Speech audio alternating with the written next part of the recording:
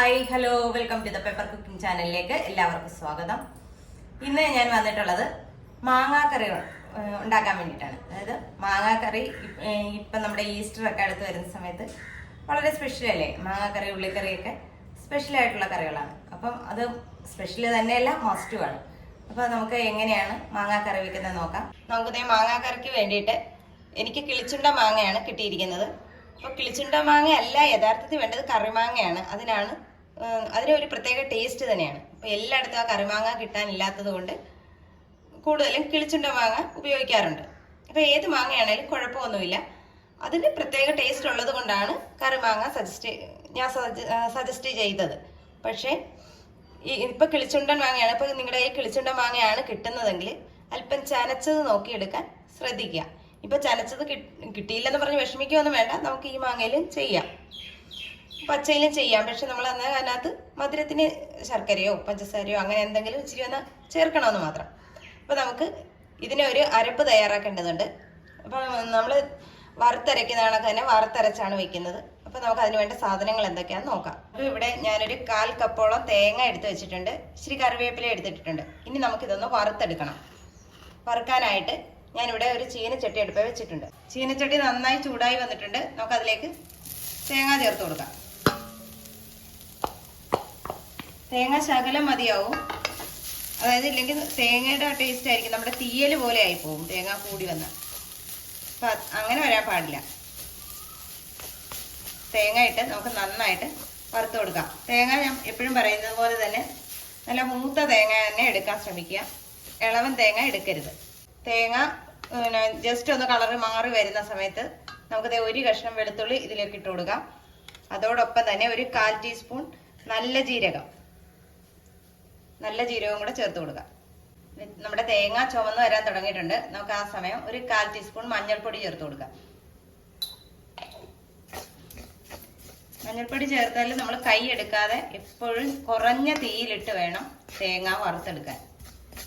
തേങ്ങ നന്നായിട്ട് മൂത്ത് വന്നിട്ടുണ്ട്. നമുക്കിതിലേക്ക് 1 ടേബിൾ സ്പൂൺ മല്ലിപ്പൊടി ചേർത്ത് കൊടുക്കാം. അതുപോലെ തന്നെ 1 ടേബിൾ സ്പൂൺ മുളക് പൊടി. ഇനി നമുക്ക് തീ ഓഫ് ചെയ്യാം. നമ്മുടെ ചീനച്ചട്ടി ഇരുമ്പിൻ്റെ ചീനച്ചട്ടി ആയതുകൊണ്ട് ചൂട് നല്ലോണം നൽകും. നമ്മൾ പൊടി ചേർത്തിട്ട് നന്നായിട്ട് ഇളക്കി കൊടുത്താൽ മതി. അന്നേരം തന്നെ അതിൻ്റെ പച്ച ചുവയൊക്കെ അങ്ങ് മാറും. അത് പച്ചച്ചുവ മാറാനുള്ള അത്രയും ചൂടുണ്ടല്ലോ ഇരുമ്പ് ചീനച്ചട്ടിക്ക്.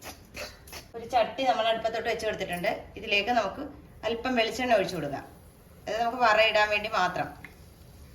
ഒരു 2 ടേബിൾ സ്പൂണോളം വെളിച്ചെണ്ണ. അത് അവിടെ ഇരുന്നൊന്ന് ചൂടാകട്ടെ. നമുക്ക് ഇതേ അല്പം കടുക് ഇട്ട് കൊടുക്കാം. നമുക്ക് ഇതിലേക്ക് ഒരു അല്പം ഉലുവ കൂടെ ചേർത്ത് കൊടുക്കാം. ഒരു 1/4 ടീസ്പൂൺ ഉലുവ,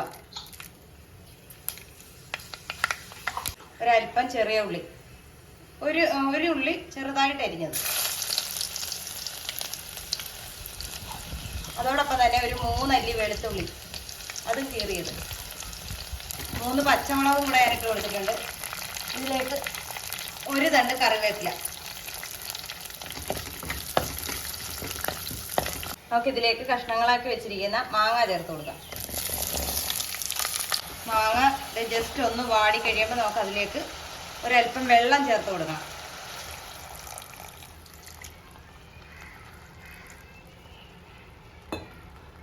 ഒരു 1/4 കപ്പോളം വെള്ളം ഞാൻ ചേർത്ത് കൊടുത്തിട്ടുണ്ട്. ഈ സമയം തന്നെ നമുക്ക് ഉപ്പും ചേർത്ത് കൊടുക്കാം. നമ്മുടെ കറിക്ക് ആവശ്യമായ ഉപ്പ് ചേർത്ത് കൊടുക്കണം.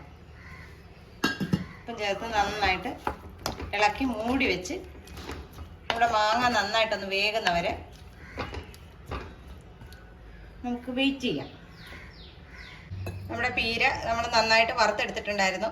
അത് ഏകദേശം ഒന്ന് തണുത്തതിന് ശേഷം നമുക്കിതിലേക്ക് വെള്ളം ചേർത്ത് കൊടുക്കാം. വെള്ളം ചേർത്തൊന്ന് അരച്ചെടുക്കാം.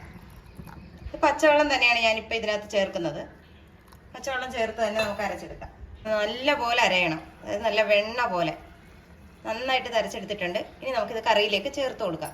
അതായത് നമ്മുടെ മാങ്ങയൊക്കെ നന്നായിട്ട് വെന്ത് വന്നിട്ടുണ്ട്. അത് അലിഞ്ഞു പോകുന്ന കണക്ക് തന്നെ നന്നായിട്ട് വെന്തിട്ടുണ്ട്. നമുക്ക് ഈ സമയം വേണം നമ്മുടെ അരപ്പ് ചേർത്ത് കൊടുക്കാനായിട്ട്. നമുക്ക് അരപ്പ് ചേർത്ത് കൊടുക്കാം.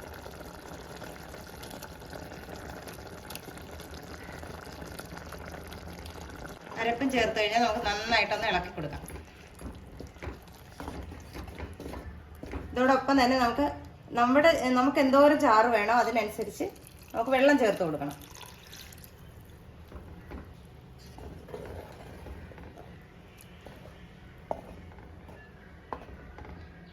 ഈ സമയം നമുക്ക് ഉപ്പ് ഒന്ന് നോക്കാം. ഉപ്പിന്റെ കുറവുണ്ട്, നമുക്ക് സ്വല്പം ഉപ്പ് കൂടെ ചേർത്ത് കൊടുക്കാം. ഇവിടെ ഇരുന്ന് നന്നായിട്ടൊന്ന് തിളച്ച് വരട്ടെ. അപ്പോൾ നമുക്ക് മൂടി വെച്ച് കൊടുക്കാം. ഇവിടെ മാങ്ങാക്കറി നന്നായിട്ട് തിളച്ച് തുടങ്ങിയിട്ടുണ്ട്. നമുക്ക് ഒരു കഷ്ണം ശർക്കര ചേർത്ത് കൊടുക്കാം. ചെനച്ച മാങ്ങ അല്ലാത്തത് കൊണ്ടാണ് ഞാൻ ശർക്കര ചേർത്ത് കൊടുത്തത്. ചെനച്ച മാങ്ങയാണെങ്കിൽ നമുക്ക് ശർക്കര ചേർക്കണമെന്നില്ല. നമ്മുടെ മാങ്ങാക്കറിയിലേക്ക് ഇങ്ങനെ എണ്ണയൊക്കെ തെളിഞ്ഞ് കഴിയുമ്പോഴത്തേക്ക് ഒരു 1/4 ടീസ്പൂൺ ഇപ്പം ഞാൻ ഉലുവാപ്പൊടി ചേർത്ത് കൊടുക്കുന്നുണ്ട്. ഉലുവ നമ്മൾ വറയിലിട്ടതാണ്, എന്നാലും ലാസ്റ്റ് ഒന്ന് ഇച്ചിരി ഉലുവാപ്പൊടി കൂടെ ചേർക്കുന്നത് നല്ലതായിരിക്കും. അതായത് ഈ എണ്ണയൊക്കെ തെളിഞ്ഞ പരുവത്തിന് വേണം നമ്മൾ ചേർത്ത് കൊടുക്കാൻ. അപ്പം നമ്മുടെ മാങ്ങാക്കറി റെഡിയായി വന്നിട്ടുണ്ട്. ഇത് ഇറക്കുന്നതിന് മുമ്പായിട്ട്, അതായത് നിങ്ങൾക്ക് നല്ല കട്ടിക്ക് വേണമെന്നുണ്ടെങ്കിൽ ഇച്ചിരി കൂടെ കുറുക്ക് പരുവത്തിലെടുക്കാം. എനിക്കിതിപ്പോൾ ഇച്ചിരി ചാറോട് കൂടിയാണ് ഞാൻ എടുത്തിരിക്കുന്നത്, അതുകൊണ്ട് എനിക്കിത് മതി. എന്നാലും ഇരുന്നാലും അത് വീണ്ടും കുറുകത്തേ ഉള്ളൂ, കാരണം മാങ്ങയൊക്കെ വെന്തലിഞ്ഞത് കാരണം. അപ്പോൾ ഇറക്കുന്നതിന് മുമ്പായിട്ട് നമുക്കൊരല്പം കായപ്പൊടി കൂടെ ഇതിനകത്ത് ചേർത്ത് കൊടുക്കണം. ഒരു 1/4 ടീസ്പൂണോളം കായപ്പൊടി. എന്നിട്ട് നമ്മൾ അനക്കാതെ അങ്ങ് മൂടി വെച്ചാൽ മതി. അപ്പം നമുക്കൊന്ന് നോക്കാം. കായപ്പൊടി ചേർത്ത് അനക്കാതെ വെച്ചതാ. അപ്പം ഞാനിതിൻ്റെ ഉപ്പും പുളിയൊക്കെ നോക്കിയിട്ടുണ്ടായിരുന്നു. എല്ലാ ഭാഗത്തിനുണ്ട്. നല്ല അടിപൊളി ഒരു മാങ്ങാക്കറിയാണിത്. എല്ലാവരും ഇതൊന്ന് ട്രൈ ചെയ്ത് നോക്കുക. വീഡിയോ ഇഷ്ടമായാൽ ലൈക്ക് ചെയ്യാനും ഷെയർ ചെയ്യാനും കമൻറ്റ് ചെയ്യാനും മറന്നു പോകരുത്. നല്ലൊരു വീഡിയോ ആയിട്ട് കാണുന്നവരെ ടാറ്റാ, ബൈ ബൈ.